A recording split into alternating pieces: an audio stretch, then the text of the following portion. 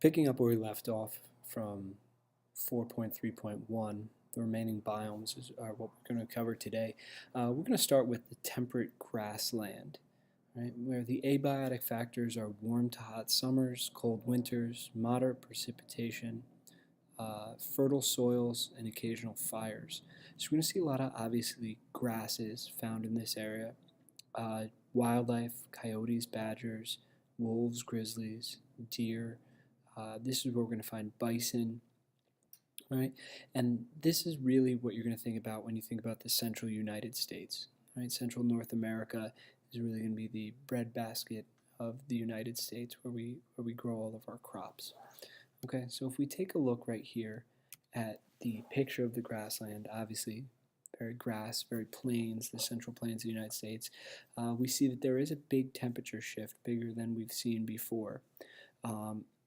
And we do have a decent amount of rainfall, pretty moderate though, throughout the year, but a constant rainfall. We don't have a dry season here, and we don't have we have a little bit of a more rainy season. But if we take a look, the next one, temperate woodland and shrubland, hot, dry summers, cool, moist winters, thin, nutrient-poor soils, periodic fibers, a lot of evergreen shrubs, small leathery leaves, things like olives and grapes are going to be this. So you're really going to find this on the western coast of North and South America, in areas of the Mediterranean Sea. So a lot of places where you think of as like wine country, right? Like Italy, Spain, southern France, Greece, and then the west coast of the United States, places where they have a lot of olives and grape-based food items, food and drink items, okay?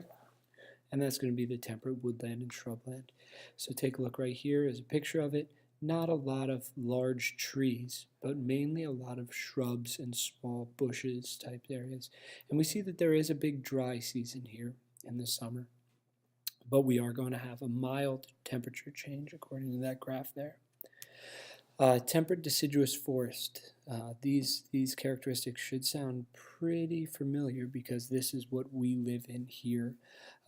Cold to moderate winters, warm summers, year-round precipitation, fertile soil, broadleaf deciduous trees, some conifers, ground layer of mosses and ferns, deer, black bear, bobcats, squirrels, raccoons, skunks. All sounds very familiar. And this is where what we're going to find in eastern United States, where we are.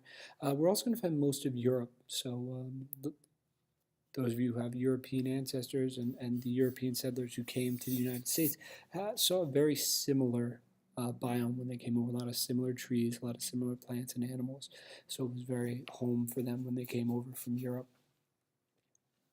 Here's a picture of, it's taken from the forest here in the temperate deciduous forest. This could look like any forest around here in the late summer. It looks like it's early fall here, so September-ish we would see this. And white-tailed deer we're very familiar with here. You notice that we have the most drastic temperature shift of any of them we've seen before in any of the graphs. And we also see that the temperature distribution here is, the rainfall distribution is pretty constant, okay? We do have a light downfall in it, but we do have a pretty constant temperature distribution. Northwestern coniferous forest is going to deal with mild temperatures, abundant precipitation during fall, winter, and spring, relatively cool, dry summers, rocky, acidic soil. A lot of Douglas fir, Sitka spruce, the redwoods, all right, redwoods, which we don't have over here, but the redwoods of the western United States.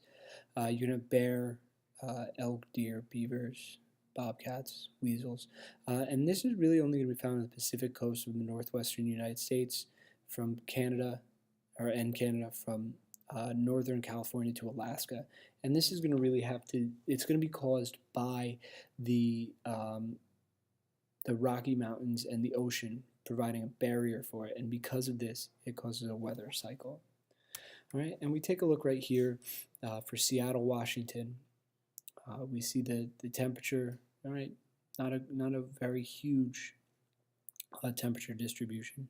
Rainfall does have a very wet season here, right? And this is, again, northwestern coniferous forest, which we'll see in the United States.